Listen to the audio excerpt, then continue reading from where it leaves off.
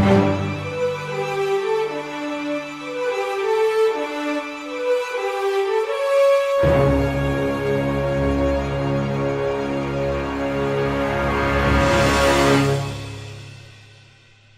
and welcome to the next episode of The Prestige, a podcast about films, filmmaking, and film theory. In each programme, we'll focus on a particular movie, and we're going to review it, talk about it, and discuss some of the ideas and themes that it throws up. And as always, we'll end our talks or discussions with recommendations for films to watch from this week's film. Further reading, if you will. The links are going to be as close or as tenuous as we kind of want. My compadre on this podcast is Rob Maythorne, a wealth of experience in the UK film industry and many, many years of being wrong about movies, from Die Hard 2 to She's All That. And I am Sam Knowles, a writer, teacher, editor about all sorts of subjects: race, politics, literature, film, sport, you name it. You know, Sam's a very qualified person when it comes to literature and books. I would never dare tell him he's wrong about books. Yet me being the person in the room with a degree in film, and I mean, well, you know, apparently I'm wrong about films. No, the majority. That's that Oxbridge. The majority of films you're totally right about. You just have a blind spot about Freddie Prinze Jr. and Bruce Willis. That's it. Yeah. He's so pretty. So Sam, this week, your choice. Yes, this week, to kick off our season of Christmas films on the podcast, I chose the 1990 film Home Alone. Where are you going? We're going to miss the plane! When the McAllister family left on their Christmas vacation, Did we miss the plane? No, you just made it. Yeah! they forgot one small thing. Have yourself I've a terrible feeling. Did you lock up? let yourself be light. Do we set the timers on the lights? What else could we be forgetting? Our troubles will be ours. Kevin! Though its director, Chris Columbus, is probably better known for the early Harry Potter films, this is definitely the movie that made Macaulay Culkin. He was 8, well, he wasn't 8 at the time, he was 9 at the time, but the character was 8. There's some good support from Daniel Stern and Joe Pesci as the robbers, but there really is only one star. And Macaulay Culkin's Kevin McAllister is mistakenly left alone by his family in the run-up to Christmas. And I think that's about all I need to say, because everyone knows the story, don't they? Rob? Yes, I think this is one of those films that everyone knows what happens. Everyone's seen it. Everyone has seen it. Even if, you know, no matter who you are, you've seen this film. Yes. Genuinely, I can't remember watching it as a kid, but it's like Beatles lyrics. You're kind of born having seen it. You're kind of born having known all the lyrics to Beatles songs. I mean, it almost doesn't need a recommendation, really, in that I think it's a brilliant film. I think it is a perfect Christmas family film. I think it is funny. I think it is light-hearted. I think Macaulay Culkin is famous for a good reason. I think he nails these parts, and I think that all the supporting actors are great with it. Yes. Sam? I do like this film. I mean, like you, I don't remember seeing it as a kid, but you're right. You tend to have always already seen it to be positive theoretical about it. I like the fact that what you watch this film for changes as you get older, and it's something that we've sort of been moving towards in recent weeks, talking about how the perception of periods of your life changes. We were talking about this with Matthew and American Sleepover.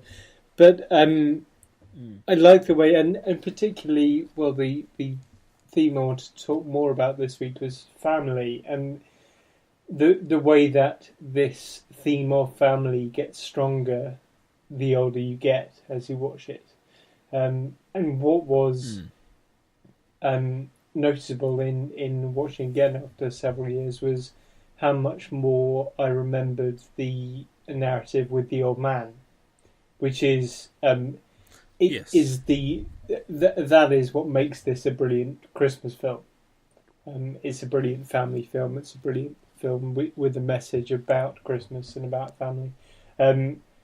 Although Macaulay Culkin is very funny in the scenes with Daniel Stern and Joe Pesci, and they are brilliant, that is not what makes this film an amazing Christmas film. It makes an amazing film, but it's not Christmassy, that bit. So I would say that those two very different parts of the film, they're what make this film great. There's something that gets lost in later films, maybe later films in this franchise. But the thing about Home Alone is that it's two films, and one is Kevin versus the robbers, and there's slapstick violence, and yet the other is this poignant piece between Kevin and the old man. And it kind of doesn't matter that both of these exist. They're not sort of fighting each other within the film. And that is, as I said, that is what makes it. It makes it such a good Christmassy film. I would also almost double down on that. I think there's actually a third narrative going on there, and that is of the mother. The mother who just discovers not on the plane to Paris that they've forgotten Kevin, and her journey home. Right. So that felt like because for almost the entire length of the film, she is doing her own narrative. There is no interaction between the two. Yeah. She has early scenes of Kevin and final scenes of Kevin, but apart from that, she's by herself, and she's having very much kind of a road movie in many ways by herself. Yeah. But I think it's very interesting what you say there about what makes it a Christmas film. We might touch on this in further weeks about film, but the idea that the Joe Pesci and Stern scenes aren't Christmas stories. They're at Christmas, but they aren't a Christmas story. No. If you see what I'm saying. And I think there's something about Christmas films, he says with inverted commas, where there's this eternal debate of, is Die Hard a Christmas film? There is no debate here. Well, not between you and me, but generally there is a debate around this. And the idea of, just because a film happens at Christmas, is it a Christmas film? Great example, Die Hard is considered a Christmas film. Generally considered one of the best Christmas films out there. Lethal Weapon takes place at Christmas. Right. I hadn't... No one considers... Lethal Weapon opens with Jingle Bell Rocks. There's a whole scene around the Christmas tree. Yeah. It's set at Christmas, but no one considers that a Christmas film. And I think part of that is because it being Christmas doesn't matter in Lethal Weapon. No. It's a nice bit of theming, a nice bit of kind of mise-en-scène within the film, but it doesn't actually matter. Whereas it being Christmas is integral to Die Hard. That's the reason why there's a Christmas party, the reason why he's in town, and the reason why you've got this reconnection of a family, which you in Lethal, you haven't got a family that's broken apart. You've got a family and a guy who's on the edge. But they don't go through that emotional reconnection in a way that Christmas films kind of sell us. And Christmas films, I think, are a lot about family, whether that's your own family or a family of your own making. But the reconnection of that family has become the shorthand for Christmas in a film. Yes, yeah. And like you said, the time of year that a film is set doesn't really matter when it comes to talking about this. I hadn't thought about that actually. The mother's story is particularly important. And you're right that kind of the mother's story is pointless if you don't think of it as important, because the rest of the family get home at the same time. So she hasn't achieved anything by sort of taking this other route to get to Kevin. But actually she has. Like it's been about her journey, her speaking to what's his name, John Candy, about offspring and about family as well. I think that the learning of a film, and in this you go through a lot of learning. You've got of Kevin learning to kind of not be a grown up, because he certainly isn't a grown up, but he gets milk, he tidies up, he learns to stand up for himself in his house, and he learns to play as part of society. And the mother learns to appreciate that. I will say this. I do feel that the opening scenes when Kevin gets banished to the attic are incredibly unfair on him. Yes, yeah. Like, I look at it now and I'm like, if one of my uncles had called me a little jerk, I don't think my parents would have stood for that. And genuinely, he wants his pizza which someone else ate, and he's 8 in the film. Yeah, he's 8 in the 8. film. The actor's 9, but yes. He's 8. Aged 8, I could not pack a bag for a holiday to Paris. Yeah. And everyone, pack your own bag. He's like I don't have a clue how to pack a bag at 8. He's treated like an idiot, walking round the family saying, "I don't know what to do. Help me!" And well, of course he doesn't know what to do. He's a kid, for goodness sake. Exactly. So, and I think that there's the film does it well in that opening scene. Yes, he's annoying, and yes, he flew off the handle. And yes, he isn't selfless, but you do get that opening scene when they're all together, and there's the pizza and the coke and the fight and everything, where everyone's just a bit of a douchebag, and that I think that allows growth on all fronts. And even with the old man, who is very much that kind of wise mentor, Obi-Wan Kenobi kind of role in the film, even he is being an idiot. It's within his power to rebuild with his son, which he does do over the course of the film. But he's the one not doing it. No one in this film has it together. Yeah.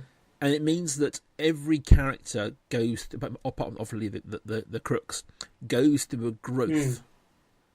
Yeah. During the film. I wonder as well whether something of the appeal of the scenes with Kevin and the crooks, and I've said they are what they can be what makes it a great film, not necessarily what makes it a great Christmas film. But moving towards what makes it a great film, whether this is sort of tapping into something that people identify with, and I'm hesitant to say grand sweeping things about the American ideal of self or anything like that, but there is something very very central to the Western idea of self. The way Kevin says, "This is my self. This is my house." So his job is to protect it for his family.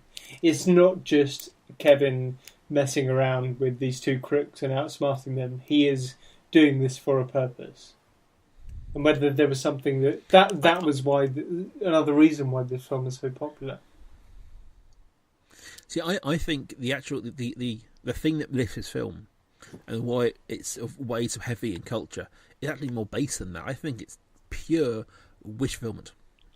Look, we've all, growing up, portrayed our houses as a battle zone or as a lava flow. We've all played those games where you look at your house in terms of a combat zone, be it spaceships, be it this. And this film takes that to the next degree. And as a kid, the kid owns it. And the kid does really well. He's inventive. He's, I would say, psychotic at various points. But he takes all the things that a kid has access to, micro machines, flashbangs, all these things that a kid has, and uses it to defend his home and to become the man of the house. And then, in addition, you've got, for the older generation, a kid standing up, and you've got the mother moving heaven and earth to get back to her child. And I think there's an element of wish fulfillment there for the parents to look at, well, if this happened, which wouldn't happen to me, but if it happened, you can understand that mum doing everything she can to get home to her kid. Yeah. And the frustration she feels with the police scenes and with neighbours who aren't doing anything. I think that base wish fulfillment is one of the driving forces of why this film's so enduring, I suppose. Yeah, I see what you mean. Yes. To be negative about this film, just slightly, just for 30 seconds, One thing about this film I didn't like, and there's so much to like about this film, but one little thing was the way this is perhaps the epitome of the film in which everything happens at exactly the right time. So when Kevin's coming up with his performance with the shadow puppetry, the robbers happen to be going past at the same time, and it's kind of like in Wile E. Coyote cartoons. If Wile E. Coyote would just try something more than once, then he would outsmart Roadrunner. But the robbers never think, "Oh right, I've tried that. Now the way's clear. I can go back in and do that again." So there is something that comes across as a little bit forced about the way that they dance to Kevin's tune a bit, but they do exactly what Kevin wants them to at the right times. And he was a kind of, I don't think the word for it. He always is one step ahead, so he knows they're going to do that, and they're going to do that, and they're going to do that, and even when you feel like that they're kind of stepping away from his plans, he's always got a plan. And I with all that, I buy it until one bit when they start shimmying out across the rope. Yes. To the treehouse. That was the one bit of it where I was like, you know what, you just wouldn't. No. Yeah. That was the one bit where I was like, yeah, that's a little too far of a contrivance. But everything up at that point, I kind of bought. Yeah. But yeah, I think you're right. I think it is kind of very convenient. A lot of the film stuff is. Yeah, so I would agree. It does feel contrived at various points. But I think this is what you're saying about the performances of those three. Is it does you buy it? Particularly the crooks, you feel they've perfectly pitched that kind of smart enough to probably be crooks, but still dumb enough to be bad crooks. Yes. Yeah. They sit somewhere in that little sort of between the two. Yeah, and it's actually one thing that I feel they're quite the film's quite hard on the crooks at the end, because one thing that I thought was actually quite good about what Daniel Sayre did, I use good in huge inverted commas because I'm about to talk about Criminal Damage, but why not flood the places you've cased and then burgled? Because, I mean, yes, you are showing people where you've been, but you're also leaving a calling card with no traces, and you're covering up any traces that you'd left anyway. I thought actually that was quite smart, and the film really didn't seem to think that, and Joe Pesci is very down on him for that. And it turns out that the policemen at the end say, "Oh, what'd you go and do that for, you dumbass? Now we know where you've been." So yeah, I thought that was, yeah, I suppose it's strange to think of the crooks being hard done by, but I did think that was quite a good thing, Daniel Stern, that kind of went below the radar in the film. I will say for the comedy side of the film, if we focus heavily on the kind of the learning and the emotional heart of it, but for the comedy side of the film, the two of them deserve all the credit in the world. The slapstick and the physical humour they pull off in the assault on the McAllister's house is outstanding. Yeah. You feel you feel every bit of pain, but it never feels like, because half the things that happen to them would kill them. An iron down the launch shaft to the face would kill him. Yeah. But you don't. You feel the right moment. And I was, to this day, the scene when he stands on the nail on the and then falls backwards. Yeah. Any part of that would have killed him. Like standing on a nail, he wouldn't be able to walk, and then he'd fallen 10 feet backwards onto a concrete floor. How is he not hurt more than he is? Well, we spoke a couple of weeks ago about Zombie 2 and the scene with the eyeball, where physically it gets you inside. This is the same. And yes, it's a very, very, very different sort of film. But when he stands in that nail, and I know it's coming every time. I'm sitting there with my wife, and both of us are like, you feel it. And even that's the one where you really kind of feel the pain of it. But that they pull off those pratfalls and the physical humour so well. and I really think it does carry that whole scene really, really well. Having just briefly mentioning the sequels, I must have only seen this. I think at this point there's 5 of them. I've only seen the first 3 films. Yes, there were. Yeah, I think there was one around 2000, and then one more recently, 4 and 5. They aren't in anywhere near as good, and they probably are worth too much of your time, I'd say. Yeah. Home Alone 2, Home Alone New York is okay. It has the same kind of emotional beats as the first one, and it does try and it shoehorns in the home defense scenes a little too contrived. But it's still the same crew doing the same thing, because it's worth. It's worth checking out. Also, I think. See, you describe Macaulay Culkin at times, well, Kevin McAllister at times as psychotic, and I would agree with you there. But like, an 8-9-year-old being psychotic can be actually quite endearing. Like, an 11-12-year-old being psychotic is just like on the verge of being quite disturbing. So I just find he's a little bit too old in the second one. I agree. I mean, ultimately, this film is just Straw Dogs for kids. And Straw. Have you seen Straw Dogs? Yeah, I think so. It's been a while. Essentially, same sort of thing, but as adults. Dustin Hoffman is a writer on the Devonshire moors. His wife is attacked, barricades his home against locals attacking it, and there are bear traps and gunshots and a lot of violence. But it essentially is the same story. It's just the same home defence films. So you're right. Like the age, the precociousness of Macaulay Culkin is what pulls it off. Otherwise, it's just really mean. Yeah, I think, and that's a reason I think for the second one not being. There are lots of reasons why the second one isn't quite as good, but that's one of them. I would concur. So, Rob, your recommendations this week? Well, I'm diving headfirst into Christmas. So both my recommendations are Christmas films. I'm taking a Christmas theme and I'm running with it. One of these is an old film that everyone's probably seen, and one's a very brand new film that, unless you've been to cinema this weekend, you won't have seen. So the old one is my favourite Christmas film of all time. Sorry, Sam, it isn't Die Hard. It is the 1992 Muppets Christmas Carol. I am a brilliant film.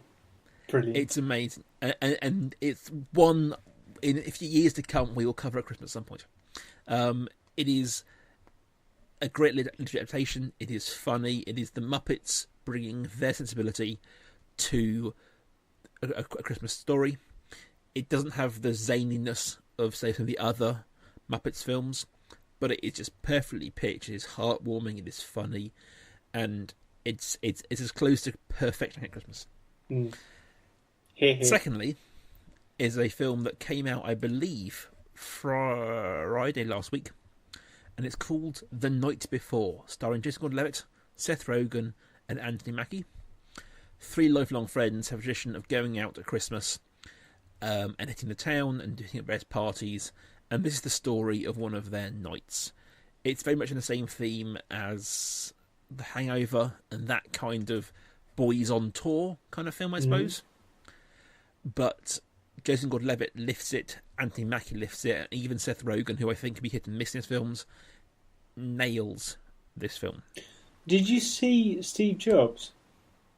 No. Which was one of my films of the year, actually. It was brilliant, I thought. And Seth Rogen was quite brilliant as Steve Wozniak. And just playing against type completely, and not the laugh-a-minute comedy guy that you think of him normally. He was really good in that. So I have much greater respect for Seth Rogen than I did before. I will say here, he is doubling down on his drunken, high, drug-addled persona, but it's hilarious. I went to see it over the weekend with my wife. Hilarious, made us laugh so hard. It's a new one. Whether it stands the test of time, like Muppets and Home Alone, we shall see. But it's worth checking out if you're going to look at something good cinema A for Christmas. I would say if it stands test time as well as the Muppets Christmas Carol, then that's impressive. It's probably not going to do that, No. but as long as everyone forgets about Elf, I'll be happy. Oh God, I hate that film. We will not be doing Elf. We will not no. be doing.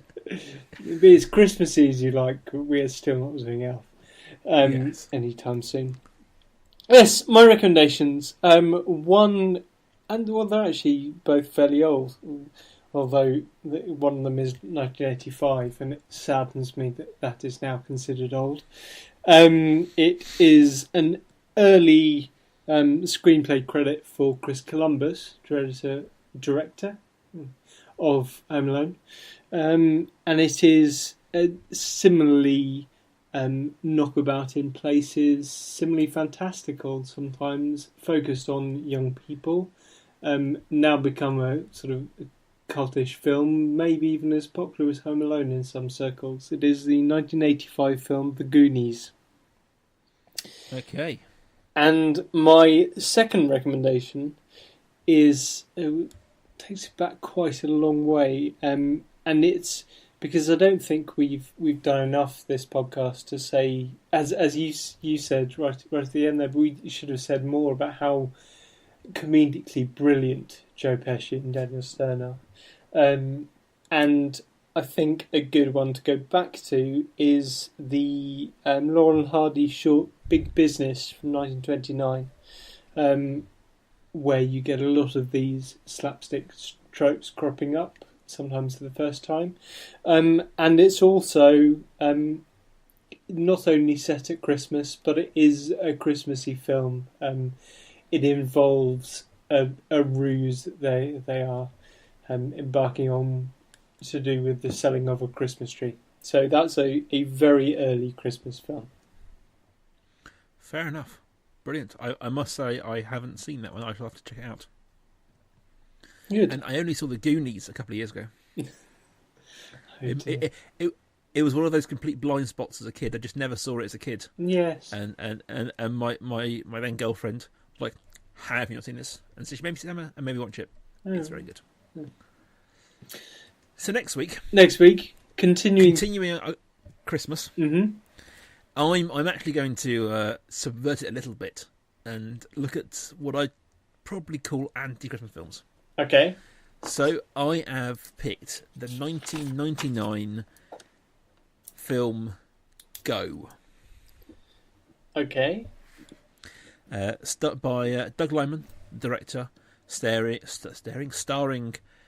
Katie Holmes, Sarah Polley, Scott Wolf, Jay Marr, Timothy Oliphant. It's very much a 90s film, but it's about a drug deal going down at Christmas.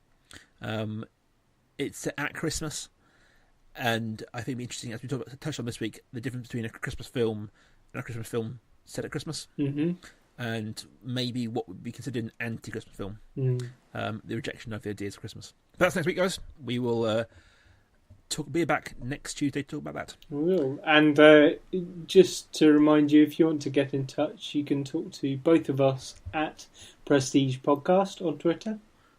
Or you can find just me at Rob Kaiju. And just me at life_academic.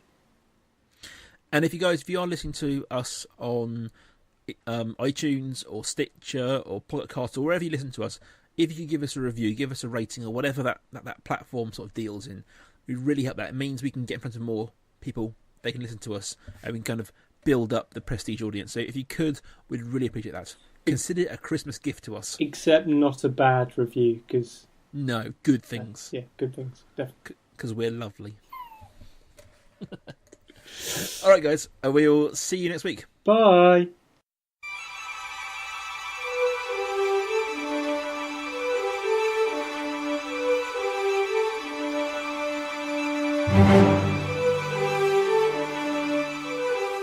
The Prestige is a Kaiju Industries production. Check out their other work at facebook.com/Kaiju Industries. Rawr!